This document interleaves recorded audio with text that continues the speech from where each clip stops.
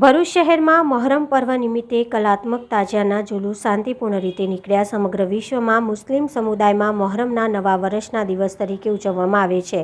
જોકે શિયાઓ આ દિવસે શોક કરે છે, જ્યારે સન્નીઓ આખો દિવસ રોજા રાખે છે. ભરૂચ શહેરમાં મહોરમ પર્વ નિમિત્તે ગત રાત્રિએ શહીદે કરબલાની યાદમાં કલાત્મક તાજિયા જુલુસ નીકળ્યા.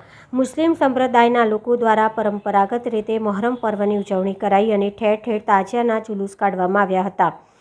તાજિયાના પર્વ કોઈ અનિચ્છનીય બનાવ ન બને તે માટે ભરૂચ જિલ્લા પોલીસ દ્વારા કડક બંદોબસ્ત ગોઠવવામાં આવ્યો હતો અને પોલીસ બંદોબસ્તની વચ્ચે તાજિયાના જુલુસ શાંતિપૂર્ણ રીતે શહેરમાં નીકળ્યા હતા. શિયા મુસ્લિમ સમુદાય ઇમામે હુસૈન અલીના મૃત્યુ પર મહોરમ પર તીક્ષ્ણ વસ્તુઓથી ઝંડા લગાવીને શોક કરે છે.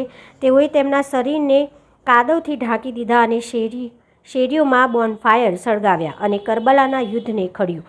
કેટલાક શ્રદ્ધાળુઓ કરબલામાં ઇમામ હુસૈનની દરગાહ ઉપર જઈને માથું નમાવે છે અને ફાતિહા પઢે છે.